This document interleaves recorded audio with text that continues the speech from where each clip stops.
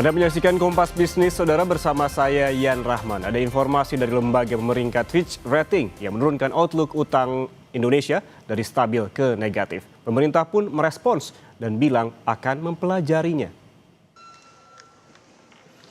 Menko Perekonomian Erlangga Hartarto bilang ekonomi terpengaruh bukan hanya oleh Fitch tapi juga oleh perang. Meski demikian, Erlangga menyatakan akan mempelajari yang jadi fokus pertimbangan Fitch dalam menurunkan outlook, termasuk terhadap program makan bergizi gratis alias MBG yang dianggap akan membebani APBN pemerintah dalam jangka panjang.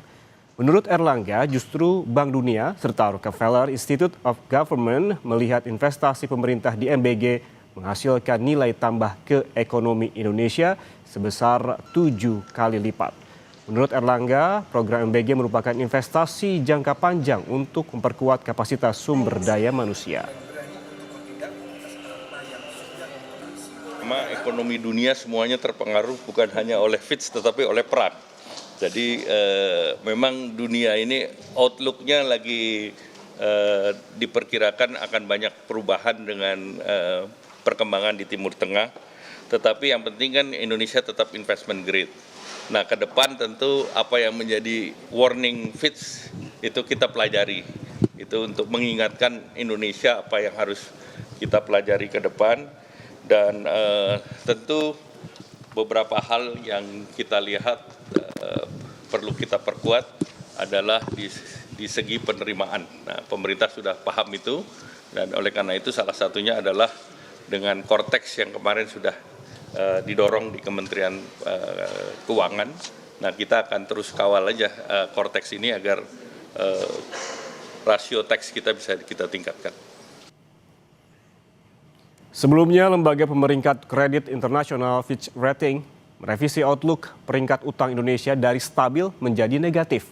Meski demikian, peringkat utang jangka panjang Indonesia tetap berada di level layak investasi. Dalam laporan resmi Fitch Ratings, penyesuaian outlook ini mencerminkan meningkatnya ketidakpastian kebijakan dan kekhawatiran terhadap konsistensi serta kredibilitas bauran kebijakan ekonomi Indonesia. Kondisi ini berpotensi melemahkan prospek fiskal jangka menengah, melemahkan sentimen investor dan memberi tekanan pada penyangga eksternal.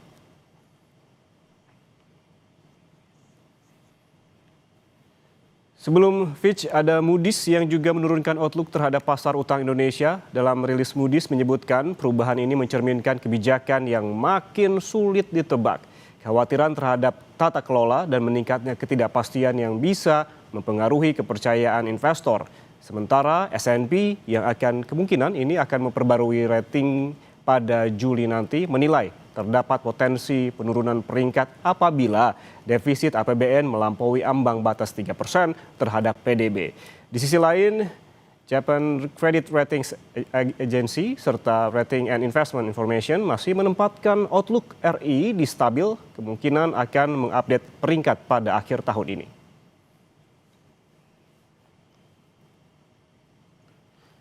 Saudara, dalam 10 tahun terakhir, pertumbuhan utang pemerintah jauh lebih kencang dibandingkan laju ekonomi. Kondisi ini mencerminkan beban utang relatif terhadap kapasitas ekonomi makin besar. Menurut data Direktorat Jenderal Pengelolaan Pembiayaan dan Risiko Kementerian Keuangan, utang pemerintah telah melonjak dari masa pandemi di tahun 2020 sebesar Rp6.079 triliun menjadi Rp9.637,9 triliun pada 2025. Utang saat pandemi ditempuh karena kejadian luar biasa, misinya penyelamatan nyawa manusia. Dari grafik ini, utang pemerintah naik sebesar Rp3.588 triliun atau 58,5% sejak pandemi.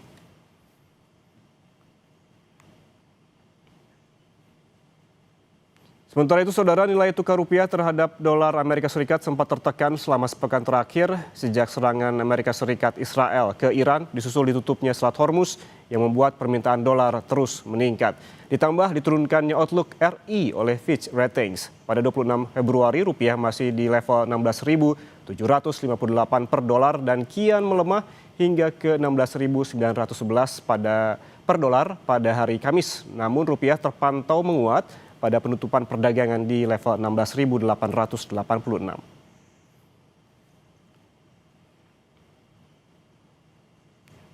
Sedangkan saudara IHSG juga menguat tipis 1,76% ke level 7.710 pada penutupan perdagangan hari Kamis dibanding sehari sebelumnya di 7.577.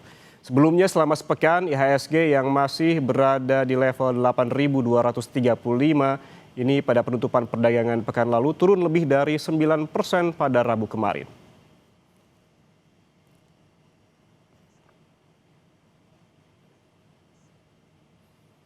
Fitch Ratings memproyeksikan rasio utang RI sebesar 41% terhadap PDB pada 2026.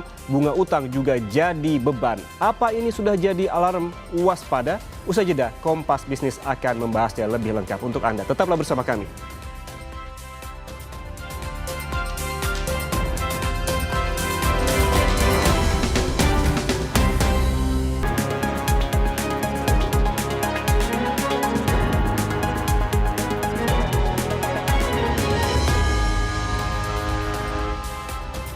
Anda masih bersama kami di Kompas Bisnis, saudara, bersama saya Yan Rahman. Lembaga pemeringkat Fitch Ratings menurunkan outlook utang Indonesia dari stabil ke negatif. Dengan rasio utang RI ini sebesar 41% pada tahun 2026, tertinggi sejak pandemi 2021. Apa ini sudah jadi alarm waspada?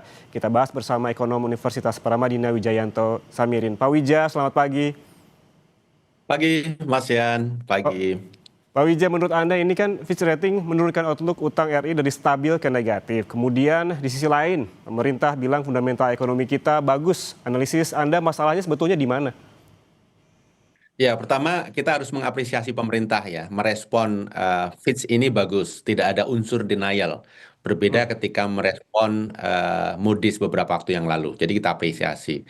Yang kedua ya memang kita harus pahami pemerintah ini kan supplier optimism. Pemerintah tidak boleh pesimis. Tetapi di balik optimisme itu kan kita juga harus melihat fakta-fakta yang harus dijadikan fokus untuk diperbaiki. Kalau kita berbicara fundamental ekonomi kuat, ini kan memasukkan unsur tingkat pengangguran, kemudian tingkat kemiskinan, dan lain sebagainya. Tapi kalau kita berbicara Fitch, ini kan fokus kepada kemampuan pemerintah membayar hutang. Jadi fokusnya di situ. Jadi lebih banyak kepada aspek fiskal. Jadi kalau kita bedah fundamental fiskal kita, memang banyak isu, banyak permasalahan yang harus diperbaiki. Contoh kasus, tahun lalu defisit kita 2,92% PDB. Ini merupakan yang tertinggi pasca reformasi. Hanya kalah dibanding 2 tahun pada saat COVID. Tapi COVID kan ini krisis besar ya. Kemudian Januari kemarin defisit sudah 0,21% PDB, sudah 54 triliun. Jadi sangat layak, sangat wajar ketika Fitch juga menurunkan outlook dari stabil menuju negatif.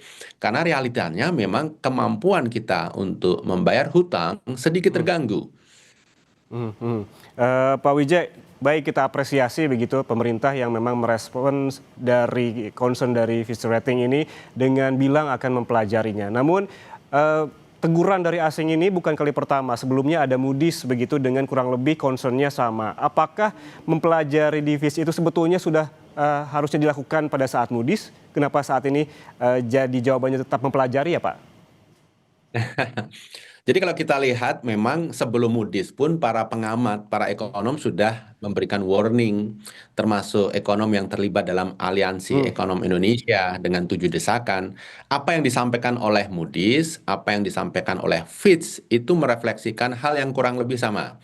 Tapi ya kita bersyukurlah ada lembaga internasional yang ikut menyuarakan sehingga pemerintah merespon.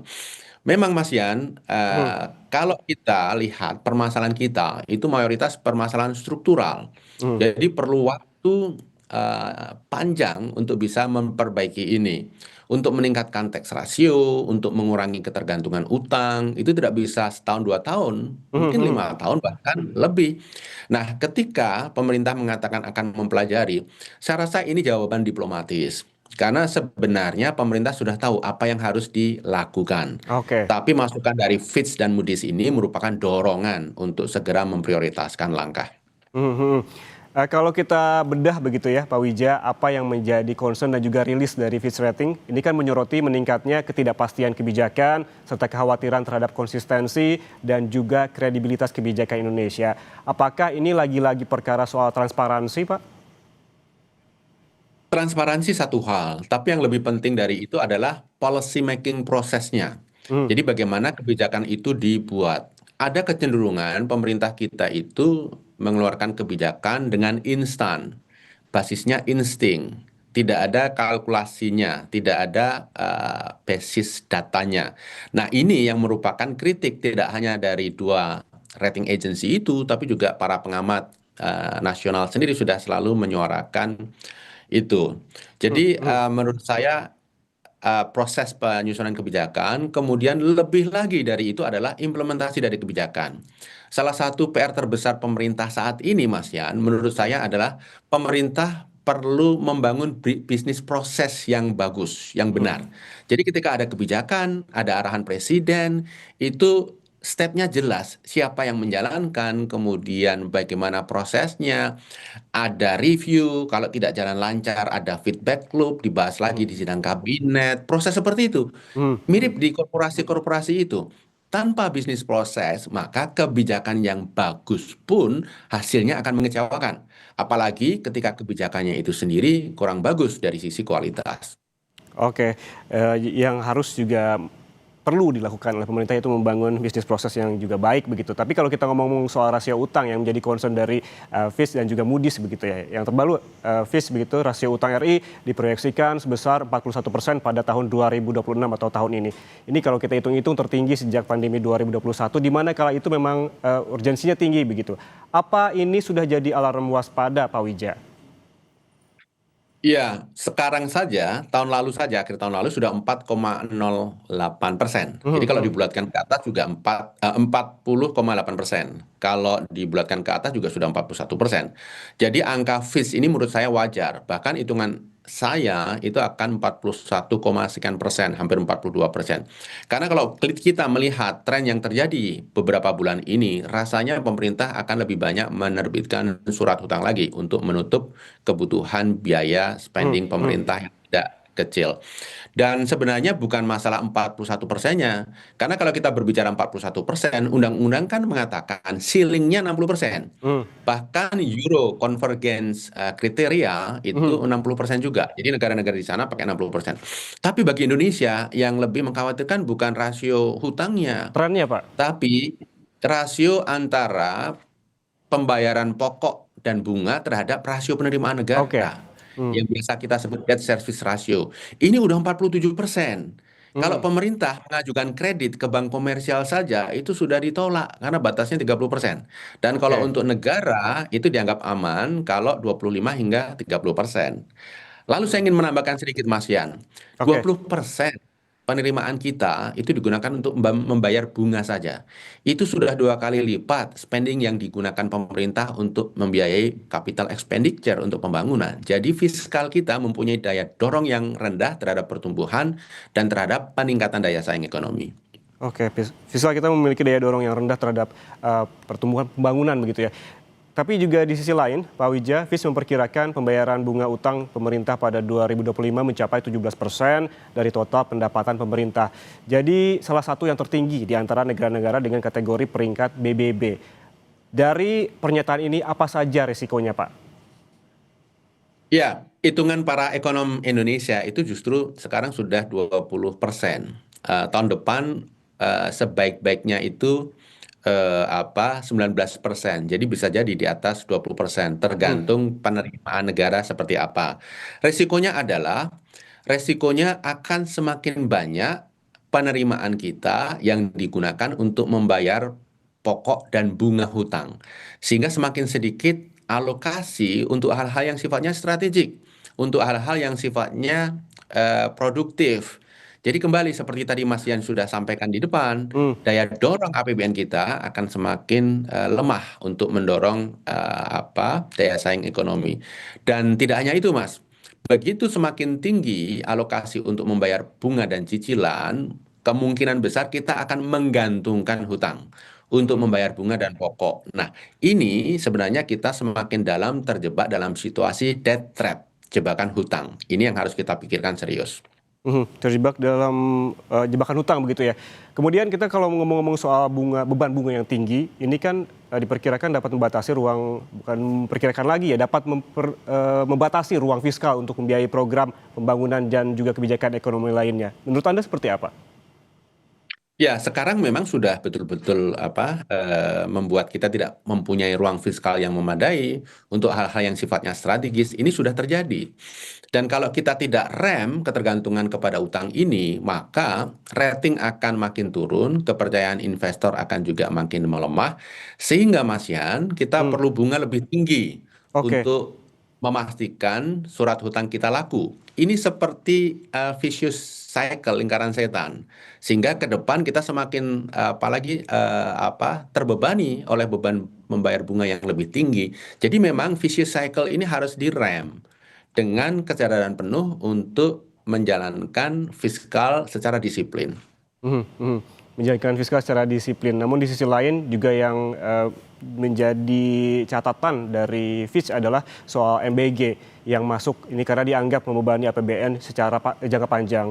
Namun pemerintah sebelumnya juga ini berdalih dengan perbandingan World Bank yang mengklaim investasi pemerintah di MBG ini akan menghasilkan nilai tambah ke ekonomi Indonesia. Analisis Anda seperti apa, Pak Wija? Ya, MBG memang dampaknya jangka panjang. Jadi Hmm, kalau saya hitung selama 8 tahun ke depan itu impactnya bisa sekitar 4.000 triliun. oke. Karena kan dapur sudah dibikin, jumlah sudah ditetapkan, kalau tidak ada modifikasi ya ini akan berjalan terus plus inflasi. Jadi 4.000 triliun kos yang akan kita keluarkan. Itu luar biasa besar. Nah tentang World Bank, saya cari referensi dimanapun nggak ada itu statement World Bank seperti itu tentang Oke. Mhm, PBG. Itu statement country representatifnya PBB. oke. Mhm, Dan mhm. kemudian statement itu juga sebenarnya saya coba cari basis analisisnya kok tidak ketemu juga. Jadi setiap Rp1 pengeluaran akan ada penambahan nilai tambah Rp280. Ini kan gede sekali. Saya Mhm, mhm. konsultasi dengan teman-teman ekonom senior, Profesor A, B, C, D, mereka juga bingung ini cara ngitungnya seperti apa. Jadi kembali, memang MBG diapresiasi oleh beberapa kalangan. Itu harus kita akui. World Bank pernah menyinggung, tadi PBB, tetapi begini, perhitungannya harus serius juga, jangan sampai kalau kita berbicara nilai tambah pasti ada di gelontor 335 triliun pasti ada nilai tambah bagi ekonomi. Tetapi dalam kondisi keuangan yang mepet, fiskal yang sangat sempit, Hmm. pilihan-pilihan alokasi anggaran kan terbatas. Apakah semua ditaruh MBG atau sebagian di MBG, sebagian di tempat yang lain? Menurut saya yang paling penting adalah mencari titik optimal. Kita jangan fokus kepada sesuatu yang maksimal, jangan menjadi maksimalis, tapi menjadi seseorang yang fokus kepada menemukan titik optimal. Karena ada begitu banyak kebutuhan, fiskal kita terbatas. Oke, jadi apa sih yang perlu dilakukan pemerintah terkait dengan MBG ini, kaitannya dengan meningkatkan kredibilitas fiskal kita? Saya rasa begini, yang disampaikan Pak Erlangga, kita harus mendongkrak penerimaan melalui Kortek dan lain-lain, itu betul. Tapi di sisi lain, ketika situasi ekonomi sulit, mendorong penerimaan itu juga sangat menantang. Yang paling realistis adalah mengurangi spending Mhm. dengan alokasi yang lebih tepat sasaran. Kalau saya diberi kesempatan untuk berbicara langsung kepada Pak Prabowo, saya akan sampaikan, Pak Prabowo, MBG bagus, tapi jangan 335 triliun dalam kondisi ekonomi sulit. Apakah mungkin separuhnya saja? Separuhnya dialokasikan untuk yang lain. Mhm. Karena begini, Mas Yan, Kementerian Kemendisdik Menengah, Pendidikan Dasar dan Menengah, itu sudah menyampaikan, meminta tambahan anggaran 180 triliun. Gara-gara anggarannya cukup banyak dipakai untuk MBG, sehingga Mhm. anggaran untuk Kementerian Pendidikan sendiri nggak cukup. Dia minta tambahan 180 triliun. Artinya kan ini bukan dari efisiensi, Mhm. tapi realokasi anggaran pendidikan.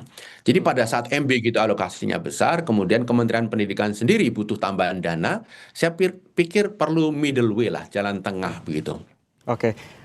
Kita tunggu bagaimana langkah pemerintah menjawab teguran-teguran dari asing ini, dari Fitch Ratings, sebelumnya juga ada Moody's, dan juga kita masih menunggu S&P yang kemungkinan Juli akan merilis soal peringkat ataupun rating dari Outlook Indonesia ini. Terima kasih Ekonom Universitas Paramadina Wijayanto Samirin atas waktunya bersama kami di Kompas Bisnis. Sehat selalu.